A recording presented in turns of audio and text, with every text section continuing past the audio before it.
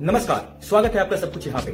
मैं एक फिर से वीडियो लेकर आया हूँ जो बहुत ही लर्निंग से भरपूर है और बहुत ही इंटरेस्टिंग होने वाला है कॉन्वर्सेशन। तो मैं आज बताने वाला हूँ 10 स्किल्स के बारे में जो बहुत ही इंपॉर्टेंट है आपको लाइफ में सक्सेसफुल बनाने के लिए। एक अच्छा मील बनाने के लिए, एक अच्छे रेसिपी को बनाने के लिए जैसे जो इंग्रेडिएंट्स की जरूरत होती है, वैसे ही आपको सक्सेसफुल बनाने के लिए आपके पास ये 10 स्किल सेट्स होने चाहिए। नहीं है तो आपको इन पे काम करने की जरूरत है। तो मैं बात करूंगा 10 उंगलियों के बारे में और every single finger stands for one skill.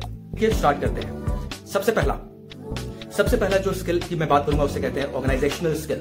ये बहुत ही इंपॉर्टेंट है। आप किसी कॉर्पोरेट कंपनी में जॉब कर रहे हो, आप सरकारी दफ्तर में काम कर रहे हो, आप कहीं और काम कर रहे हो या आप घर पे हो, ये एक ऐसा स्किल सेट है जो जरूरी नहीं है कि आप कहीं जॉब कर रहे हो तभी आपको चाहिए। ये बहुत ही बेसिक लेकिन बहुत ही इंपॉर्टेंट स्किल सेट है। आप किचन में खाना बनाने जा रहे हो, आपने अपने पापा को, अपने मम्मी को, आपने खुद को देखा होगा कि कोई सामान आपको चाहिए, खाना बना रहे हो तो नमक कहाँ रखा हुआ है, चीनी कहाँ रखी हुई है, चाय पत्ती कहाँ रखी हुई है, सब्जियां कहाँ है, दाल कहाँ है, ये ढूंढते कैसे हो? Because you know exactly where they are kept, where they are planted, where they are placed.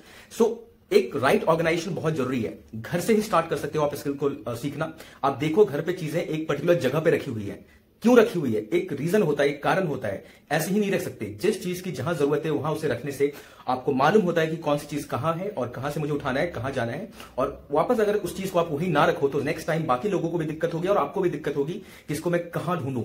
तो जो ऑर्गेनाइजेशन करने की जो स्किल है ना, बहुत ही इंपॉर्टेंट है, बहुत ही जरूरी है। बहुत ही कॉमन लगता है वो आपको कि टूथपेस्ट कहां रखा हुआ है, ब्रश कहां रखा हुआ है, किचन में सामान कहां रखा हुआ है, मेरा टॉवल कहां रखा हुआ है। तो everything in your life has a place and they must be kept in the right place for you to find it at the right time. तो ये ऑर्गेनाइजेशनल स्किल जो है ये बहुत जरूरी है। अगर ये आपके घर से ही स्टार्ट हो जाता है, आप अपनी चीजों को सही जगह रखते हो, संभाल के रखते हो, याद रखते हो, तो ये घर से सीखा हुआ स्किल सेट, अपने फैमिली से सीखा हुआ स्किल्स, ये आपके ऑफिस में, आपके कॉर्पोरेट लाइफ में, आपके करियर में, आपकी जिंदगी में बहुत काम आने वाला है। दूसरा जो मैं सेकंड स्किल की बात करने जा रहा हूं उसको कहते हैं डिसीजन मेकिंग स्किल। आपके लाइफ में आए दिन, हर हफ्ते, हर महीने कुछ ऐसा सिचुएशन आता होगा जहां आपको डिसीजन लेना होता होगा और कभी कभी आप बहुत ही मुश्किल वाले सिचुएशन में पड़ जाते हो कि मैं कैसे डिसाइड करूं। I am not in that state कि मैं डिसाइड कर सकूं, डिसीजन ले सकूं, लेकिन आप ही हो जिनको वो डिसीजन लेना है। तो ऐसे मुसीबत में ना फंसो। बहुत ही आसान हो आपके लिए डिसीजन लेना। तो ये डिसीजन मेकिंग जो स्किल है ये आपको सीखना पड़ेगा। ये घर से शुरू कर सकते हो, आप कहीं से भी सीख सकते हो। आपके हर जगह सीखने का भंडार है। आप आसपास देखो, आपने कभी किसान को देखा है? किसान मौसम के हिसाब से, सीजन के हिसाब से, अपने खेत के हिसाब से, अपनी जरूरतों के हिसाब से बहुत सारे वेरिएबल्स को कंसीडर करता है। अपने फाइनेंशियल कंडीशन के हिसाब से इन सब वेरिएबल्स को कंसीडर करके अपनी खेती करता है कि इस महीने ऐसा मौसम होगा, मेरी जरूरत ये है, ये सब्जी इतनी महंगी बिकेगी, इतनी उपजाऊ मेरी जमीन है। उसके बेसिस पे वो बीज को लगाता है। तो एक डिसीजन ले रहा है और वैसे ही ब्लाइंडली वो नहीं ले रहा है। एक कभी शायद स्कूल कॉलेज नहीं गया वो किसान, वो जब एक फैसला डिसीजन ले सकता है तो आपको बैठने की जरूरत है, सोचने की जरूरत है, एनालिसिस करने की जरूरत है कि ये इंसान कैसे ले रहा है। क्या सोचा होगा उसने ये फैसला लेने से पहले कि मुझे इस महीने में धान की खेती करनी है या गेहूं की खेती करनी है या मक्के की करनी है या कोई सब्जी उगानी है। तो वो ये जो फैसला लेता है उसका फैसला गलत या सही हो सकता है, लेकिन आपको समझने की जरूरत है, डिटेल में जाओ कि उसने क्या क्या वेरिएबल को कंसिडर किया होगा। उसने क्लाइमेटिक सिचुएशन, इरिगेशन फैसिलिटी, उसके करंट फाइनेंशियल सिचुएशन, उसके खेत की स्थिति, उसके सॉइल के कंडीशंस और क्या क्या चीजें वो सोचता होगा कुछ भी लगाने से पहले। तो जब वो ये सब वेरिएबल्स को कंसीडर कर रहा है अपने बीज को लगाने से पहले, अपने खेती को करने से पहले, तो वैसे ही लाइफ में जब भी आप डिसीजन लो, you need to make sure that you consider all the variables in your life, all the variables that is potentially going to impact the implication of that decision that you are going to take. कोई भी चीज आप blindly नहीं कर सकते हो। तो for example you have to write an important email but you are not sure what should I write or what will be the implication of the email that I'm going to shoot right now. Now again, you just have to jot down all the variables that are going to be part of this equation. So जब आपको 4-5 variables मालूम है कि इस client को भेजना है, इसका ये इंप्लीकेशन हो सकता है, मेरे बॉस से ये रिस्पॉन्स आ सकता है, मेरी टीम के लिए ये बेनिफिट हो सकता है, मेरी टीम के लिए ये अच्छा नहीं वर्कआउट कर सकता। So there could be different variables जो अपने बेस्ट ऑफ कैपेसिटी से आप उस टाइम पे सोच सकते हो। उन वेरिएबल्स को कंसीडर करके अगर आपको लगता है कि आपका डिसीजन यस है या नो है, आप वो डिसीजन लो। आप डे 1 से सक्सेसफुल नहीं हो सकते, डे 1 से बहुत सही डिसीजन नहीं ले सकते, लेकिन eventually with experience when you start thinking, when you start analysing the thing, आप इवेंचुअली देखोगे कि विद टाइम आप एक के बाद डिसीजन लेते एक प्रो हो जाओगे और आप अच्छे डिसीजन टेकर हो जाओगे। तो ये था सेकंड स्किल सेट जो आपको चाहिए सक्सेसफुल होने के लिए, और ये आप सीख सकते हो आसपास के एनवायरमेंट से, लोगों से, खुद से, किसी भी सिचुएशन से। तीसरे स्किल्स पे आते हैं जिसका नाम है इमोशनल इंटेलिजेंस स्किल। अब ये क्या होता है? बड़ी बड़ी बातें हमने कर ली कि आपके पास ऑर्गेनाइजेशनल स्किल होना चाहिए, आपके पास डिसीजन मेकिंग होना चाहिए, ये सब कुछ चीजें ना बहुत सारी टैंजिबल होती है, लेकिन जो इमोशनल इंटेलिजेंस स्किल है ना, ये इनटैंजिबल है, ये दिखता नहीं है। इसको आप स्प्रेडशीट में, एक्सेल में, पावर पॉइंट में नहीं दिखा सकते कि आपके अंदर कितना इमोशनल इंटेलिजेंस भरा हुआ है, लेकिन ये one of the most important skill set है। ये पर्सनली मुझे लगता है कि इससे ज्यादा इंपॉर्टेंट कुछ भी नहीं है। आप एक टीम में हो या आप इंडिविजुअली कुछ कर रहे हो, आपको जरूरत होती है अपने इमोशंस पे कंट्रोल करने की। आप अगर टीम में काम कर रहे हो तो आपको सबके इमोशनल स्टेट के बारे में आइडिया होना जरूरी है। कोई टीम में खेल रहा है, मैचेस हार रहे हो टूर्नामेंट में, आपकी टीम किस सेटबैक में है, किस इमोशनल ट्रॉमा से गुजर रही है, वो कितने नेगेटिव हो चुके हैं, कितने पॉजिटिव एटीट्यूड के साथ खेल रहे हैं, ये सब जब आप आइडेंटिफाई करोगे, you can work on those areas. You can use a positive teammates example to train and to motivate the other teammates who are in very negative state of mind. तो आपको अपने टीममेट से कब कैसे बात करनी है, आपको अपने फैमिली में, दोस्त में, सोसाइटी में उसके इमोशनल स्टेट के बेसिस पे कब क्या बात करना है, कैसे करना है, कितना पुश करना है, कितना पुल करना है, जो भी तरीका हो वो आपको उसका इमोशनल स्टेट बताता है। तो having right balance of emotional intelligence skill is very important. और ये चीज भी आप ओवर द टाइम अगर इस पे फोकस करोगे, बहुत ही कॉन्शियसली सोचोगे कि मैं बस मुंह ना खोल दूं, कुछ बोल ना दूं, बोलने से पहले सोचो सामने वाले पे क्या इसका इंप्लीकेशन हो सकता है, वो किस मेंटल स्टेट में है। जब आप ये सोचना शुरू करोगे तो ओवर द टाइम आपके अंदर ये स्किल सेट आ जाएगा। चौथे उंगली पे आते हैं सेल्फ मैनेजमेंट स्किल्स। दुनिया को मैनेज कर लोगे, टीम को मैनेज कर लोगे, अपने आप को मैनेज करना सबसे पहले सीखो। Right from waking up in the morning, अपने बेड को ठीक करना। Start your day by making your bed.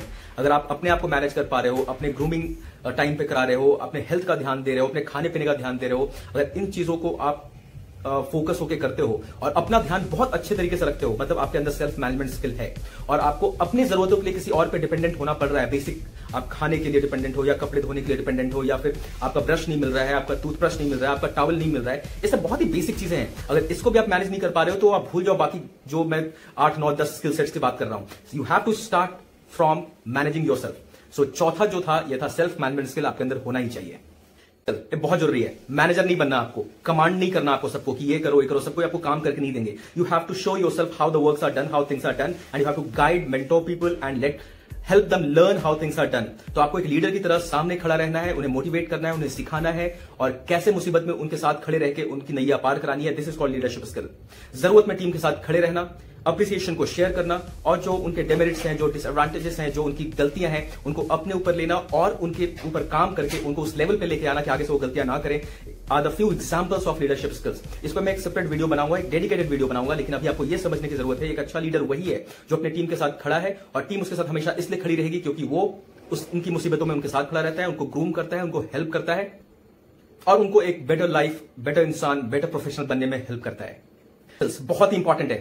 आपके अंदर बहुत सारे आइडियाज हो सकते हैं, बहुत ही अच्छे इमेजिनेटिव हो, आप क्रिएटिव हो, लेकिन until and unless you can communicate that to the people whom you want to, ये किसी काम का आइडिया नहीं होता। तो it's very important for you to have the communication skills. जब मैं कम्युनिकेशन स्किल्स की बात करता हूं तो मैं किसी स्पेसिफिक लैंग्वेज की बात नहीं करता हूं कि आपको फ्रेंच आना चाहिए, इंग्लिश आनी चाहिए, हिंदी आनी चाहिए, जापानीज आनी चाहिए, आपको मैंडरिन आनी चाहिए। No, language is totally different and communication is totally different. आप अपनी बात को कितनी आसानी से सरल भाषा में सामने वाले को समझा पा रहे हो, उनकी बातों को आप कितना समझ पा रहे हो, अगर ये आपके अंदर स्किल आ गया तो आपको सक्सेसफुल होने से कोई नहीं रोक सकता। बहुत ही अंडररेटेड स्किल सेट है। Communication is very important and when I से कम्युनिकेशन इट ओनली मींस कि आपकी बात को सामने वाला 100% समझ रहा है और सामने वाले की बात को आप 100% समझ रहे हो। Critical thinking skill. Critical thinking का मतलब यह है कि कभी कभी कॉम्प्लेक्स सिचुएशन आपके लाइफ में आएगा।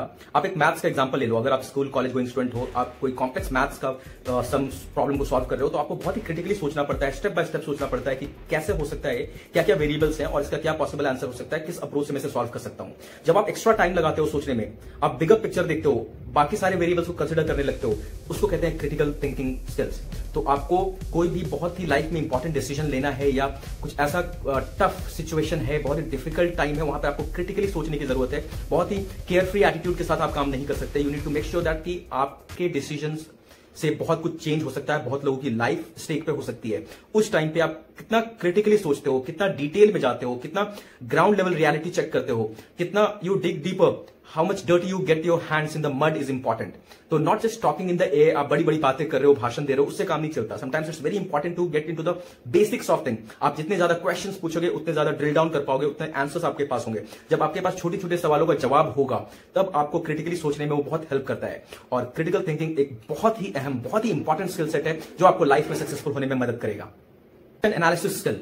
ये बहुत ही इंपॉर्टेंट है। व्हेन आई से रिसर्च, जो साइंटिस्ट लोग रिसर्च नहीं करते, आपको कोई भी असाइनमेंट दिया गया, टास्क दिया गया, प्रोजेक्ट दिया गया, आपको कुछ करना है, अपने घर के प्रोजेक्ट्स, बाहर के प्रोजेक्ट, सोसाइटी के लिए कुछ करना है, तो आप कितना रिसर्च और एनालिसिस करते हो वो बहुत इंपॉर्टेंट है। आपको एक एसे लिखने के लिए दे दिया गया, लेट्स से G20 समिट के बारे में एक एसे लिखना है, तो जस्ट आप जो आपको आता है आप वो लिख सकते हो, या कहीं से पूछ के आपने कुछ लिख दिया। लेकिन जब आप रिसर्च करते हो तो आप हिस्ट्री देखते हो, ज्योग्राफी देखते हो, आप बहुत ही डिटेल में जाते हो, ग्राउंड रियलिटीज में जाते हो, आप बहुत मल्टीपल लोगों से सजेशन लेते हो, उनसे डिस्कशन करते हो, और फिर एक एनालिसिस करके किसी कंक्लूजन में आते हो कि अब मैं ये लिख सकता हूं। वैसे ही कोई भी डिसीजन लेना हो, कोई भी काम करना हो ना, तो उसको स्टार्ट करने से पहले यू मेक श्योर कि आपने जितनी जरूरत है उतना रिसर्च कर लिया। मे भी आप एक बहुत अच्छा ऐसे लिख दो बिना रिसर्च किए, लेकिन जब आप रिसर्च करोगे, थोड़ा टाइम स्पेंड करोगे, एनालिसिस करोगे, तो पता चलेगा कि आप उससे 10 गुना ज्यादा बेहतर ऐसे लिख सकते थे, 10 गुना ज्यादा बेहतर काम कर सकते थे, प्रोजेक्ट की डिलीवरी कर सकते थे, ईमेल लिख सकते थे, क्लाइंट को चीजें बता सकते थे। ये तभी पॉसिबल है जब आपके पास नॉलेज है। नॉलेज तभी आता है जब आप एक्सप्लोर करते हो। एक्सप्लोर आप कैसे करते हो? चीजों को रिसर्च करके, उसके बारे में सोच के, उसके बारे में बात करके, उसके बारे में डिस्कस करके। So research and analysis is again a very important skill set that you must have to be a very successful person in this life. 9वां, टीम वर्क स्किल्स, बहुत जरूरी है, इतना आसान नहीं है। विराट कोहली बहुत अच्छा प्लेयर है, सारे रिकॉर्ड्स तोड़ रहा है, क्या वो टीम प्लेयर है? मे बी टीम प्लेयर है, लेकिन टीम प्लेयर का मतलब है कि आपसे 10 लोग, अगर क्रिकेट मैच की बात करूं, क्रिकेट टूर्नामेंट की बात करूं, क्रिकेट टीम की बात करूं, तो आपके अलावा जो बाकी 10 लोग हैं वो आपसे खुश रहें। और अगर नाखुश हैं तो आपको रीजन मालूम होना चाहिए। कभी कभी लोगों को नाखुश करना भी जरूरी है अगर वो गलत कर रहे हैं और आप सही बात बोल रहे हो।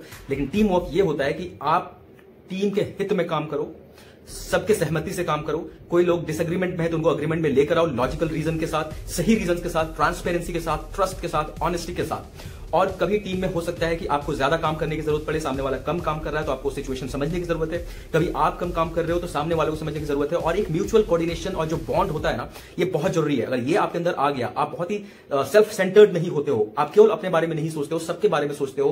प्रॉस एंड कॉन्स और जो इंप्लीकेशंस होते हैं, रेप्लिकेशंस होते हैं, उसके बारे में सोचते हो कि नॉट जस्ट मी, बाकी लोगों पर क्या इसका असर होगा, पॉजिटिवली एंड नेगेटिवली। जब आप इस सारी चीजों को कंसिडर करते हो और टीम के हित में काम करते हो, तो एक बहुत अच्छा एटीट्यूड है, बहुत ही अच्छा स्किल सेट है, और ये होना बहुत जरूरी है। अगर आपके अंदर ये है तो आप डेफिनेटली लाइफ में आगे बढ़ोगे। जिंदगी में कोई अकेला कुछ कभी नहीं कर सकता।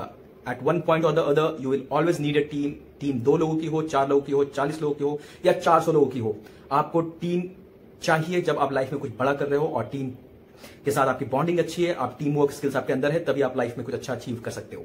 10वां, finally, writing skills, non verbal communication जिसको हम कहते हैं। आइडियाज होने चाहिए, आप उसे इफेक्टिवली कम्युनिकेट कर सकते हो। वर्बली बहुत अच्छी बात है, लेकिन अगर आपके पास एक राइटिंग स्किल्स है, नॉन वर्बल कम्युनिकेशन का ये जो एक मोड है, अगर इसके अंदर ये स्किल आपके अंदर आ जाता है तो ये बहुत ही अच्छा कैटलिस्ट है, बहुत ही हेल्पिंग स्किल सेट है, जो आपको एक पुश देता है लाइफ में ग्रो करने के लिए, करियर में ग्रो करने के लिए। Not necessarily in every aspect of your life you might need this writing skills, लेकिन one of the most important skill set में ये भी आता है, जहां आपके अंदर राइटिंग स्किल्स हैं तो आप बहुत अच्छे सक्सेसफुल करियर ग्रोथ पाथ की ओर बढ़ रहे हो। आपको कैसा लगा ये वीडियो? कमेंट करके जरूर बताएं। अच्छा लगा तो लाइक जरूर करें, and please do share this video with your friends and family. अगर अभी तक आपने मेरे चैनल को सब्सक्राइब नहीं किया है तो please do subscribe to my channel. Thank you so much for watching. फिर मिलेंगे।